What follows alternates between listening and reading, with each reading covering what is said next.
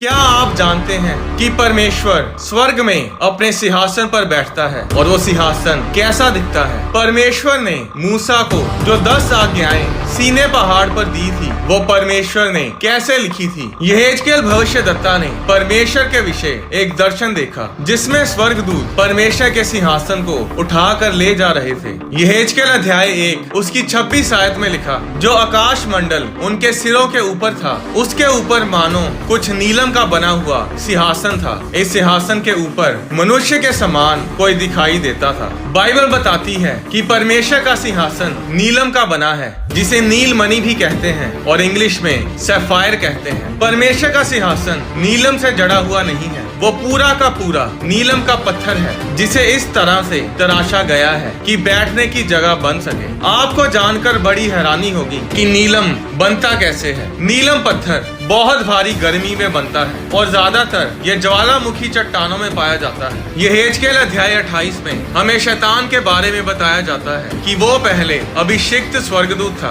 और वो स्वर्ग में आग वाली मणियों में आग वाले पत्थरों के बीच चलता फिरता था। यहेजकेल अध्याय 28 उसकी 13 आयत में शैतान के बारे में लिखा है, तू छाने वाला अभिषिक्त करूब था, यानी स्वर्गदूत था। मैंने तुझे ऐसा ठहराया कि तू परमेश्वर के पवित्र पर्वत पर रहता था। तू आग सरीखे चमकने वाले मणियों के बीच चलता फिरता था। ये स्वर्गदूत आग वाली मणियों के बीच क्यों चलता फिरता था? नील मणियों का, नीलम के पत्थर का परमेश्वर के साथ क्या लेना देना है? परमेश्वर के सिंहासन को नीलम का पत्थर या फिर नील मणि का बना क्यों कहा गया है? इसके लिए ये जानना होगा कि नीलम का पत्थर बनता कैसे है। क्या आप जानते हैं कि जिन तख्तियों पर, जिन टैबलेट्स पर परमेश्वर ने मूसा को 10 आज्ञाएं दी थी, वो नीलम के पत्थर की बनी थी। परमेश्वर के सिंहासन को नीलम का पत्थर या फिर नील मणि का बनाया गया क्यों कहा गया है? नील मणियों का परमेश्वर के साथ क्या लेना देना है? इसके लिए हमें ये जानना होगा कि नीलम का पत्थर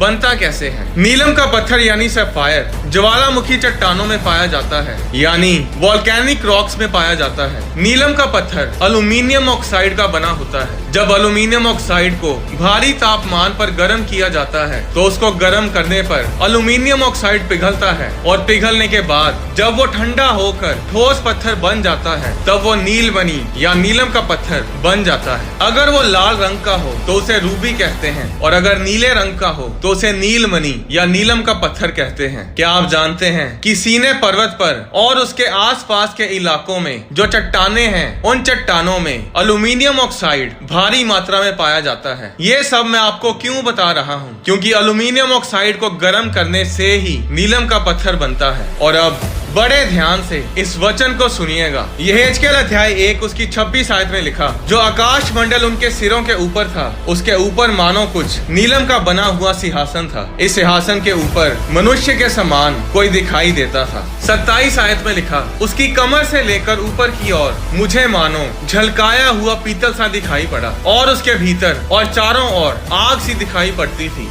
फिर उस मनुष्य की कमर से लेकर नीचे की ओर भी मुझे कुछ आग सी दिखाई पड़ती थी, और उसके चारों ओर प्रकाश था। इस वचन में लिखा है कि जो सिंहासन पर बैठा है वो ऊपर से लेकर नीचे तक आग ही आग है। इब्रानियों अध्याय 12 उसकी 29 आयत में लिखा, क्योंकि हमारा परमेश्वर भस्म करने वाली आग है। बाइबल बताती है कि यहोवा परमेश्वर आग है। और जब उसने सीने पर्वत पर मूसा को 10 आज्ञाएं तख्तियों पर लिख कर दी, तो परमेश्वर ने वो अपनी आग वाली उंगली से लिखी। निर्गमन अध्याय 31 उसकी 18 आयत में लिखा, जब परमेश्वर मूसा से सीने पर्वत पर ऐसी बातें कर चुका, तब उसने उसको अपनी उंगली से लिखी हुई साक्षी देने वाली पत्थर की दोनों तख्तियां दी। और जब परमेश्वर ने अपनी आग वाली उंगली से पत्थरों पर 10 आज्ञाएं लिखी, तो उस भारी आग की वजह से वो पत्थर नीलम यानी सैफायर में बदल गया। तो वो तख्तियां जिन पर 10 आज्ञाएं लिखी थी, क्या वो सच में नीले रंग की थी? गिनती अध्याय 15 उसकी 37 आयत में यहोवा ने मूसा से कहा, इजराइलियों से कह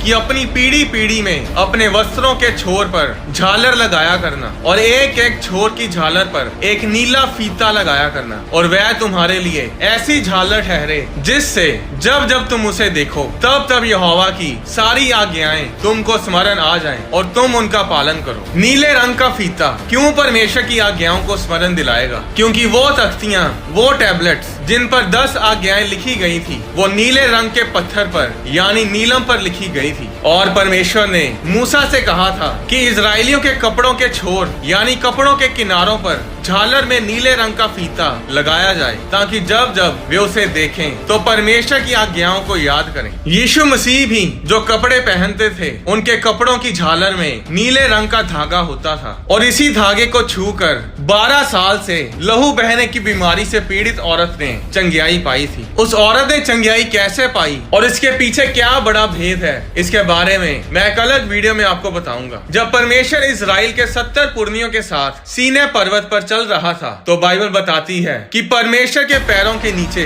नीलमणि का चबूतरा नीलम की सड़क जैसा कुछ था। निर्गमन अध्याय 24 उसकी 9 आयत में लिखा, तब मूसा, हारून, नादाब, अबीहू और इजराइलियों के 70 पुरनिये ऊपर गए और इजराइल के परमेश्वर का दर्शन किया, और उसके चरणों तले नीलमणि का चबूतरा सा कुछ था जो आकाश के तुल्य ही स्वच्छ था। जहाँ जहाँ परमेश्वर आता है वहाँ वहाँ नीलम का पत्थर भी नजर आता है। रॉयल ब्लू कलर को इसीलिए रॉयल बोला जाता है क्योंकि परमेश्वर के सिंहासन का रंग ब्लू है। बाइबल में लिखा है कि स्वर्ग में सोने की सड़कें हैं, वहाँ के दरवाजे हीरे मोतियों के हैं। क्या आप जानते हैं कि ऐसे ढेर सारे प्लैनेट्स हैं जहाँ पर डायमंड्स यानी हीरो की बारिश होती है। 2017 में वैज्ञानिकों ने एक और प्लैनेट खोज निकाला है जहाँ पर सैफायर यानी नीलम और रूबी के पत्थरों की बारिश होती है। ऐसे और भी लाखों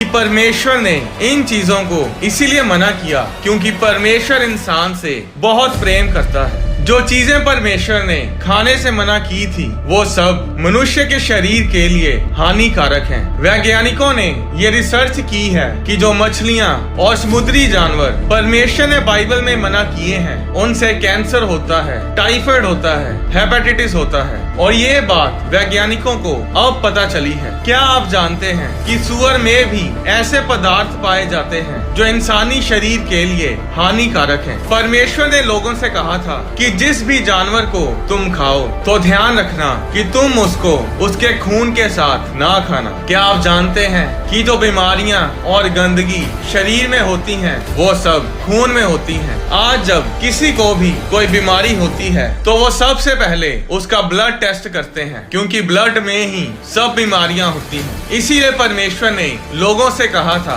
कि जब वे किसी भी जानवर को खाएं तो उसका खून पूरी तरह से निकाल कर फिर उसे खाएं ताकि लोग बीमारियों से बच सकें। परमेश्वर इंसान से बहुत प्रेम करता है। कोई भी बात जो परमेश्वर ने बाइबल में हमें करने को कही वो हमारी ही भलाई के लिए कही। वो हमें आज समझ नहीं आएगी और इंसान बहुत सी बातों को कभी भी समझ नहीं पाएगा। अब अगर परमेश्वर ने कहा कि सारे दशमांश मेरे भंडार में ले आओ तो इसमें भी हमारी ही भलाई है। इस दुनिया को बनाने वाले परमेश्वर को आपके पैसे की जरूरत नहीं, वो बस हमें आशीषित देखना चाहता है। वो हमारे साथ सहभागिता रखना चाहता है। घमंडी लोग कभी दशमांश नहीं देते क्योंकि वे साबित करते हैं कि परमेश्वर हमें तेरी योजना पर भरोसा नहीं, हमें तेरी जरूरत नहीं, हम अपनी देखभाल अपना इंतजाम खुद कर सकते हैं। अगर परमेश्वर लोगों के खाने के लिए स्वर्ग से मन्ना बरसा सकता है तो क्या परमेश्वर आज भी ऐसा नहीं कर सकता? बाइबल बताती है कि परमेश्वर एक सा रहने वाला परमेश्वर है, वो कभी नहीं बदलता। भजन संहिता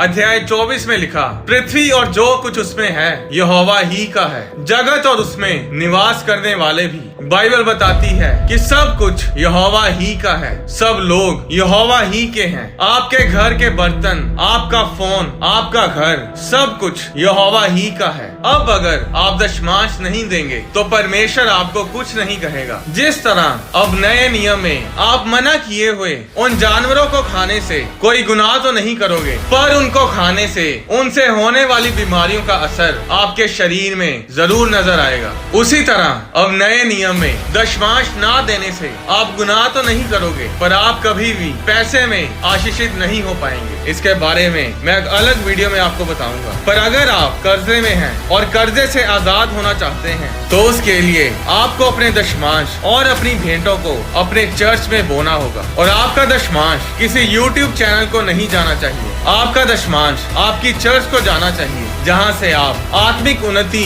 ग्रहण करते हैं, जहां की प्रार्थना और प्रचार को आप लगातार सुनते हैं। क्या आप जानते हैं कि जो लोग अपने घरों में पहलोठे होते हैं, जो अपने घर में बड़े या फिर पहले बच्चे होते हैं, उनका जीवन या तो बहुत आशीषित होता है या फिर बहुत ही संघर्ष से भरा होता है। क्यों लोग पहलोठों पर जादू टोना करते हैं? क्यों दुष्ट आत्माएं ज्यादातर पहलोठों पर ही अटैक करती हैं? और कैसे आप इन अटैक से बच सकते हैं, इसके बारे में मैं अगली वीडियो में आपको बताऊंगा। परमेश्वर आपको आशीष दे।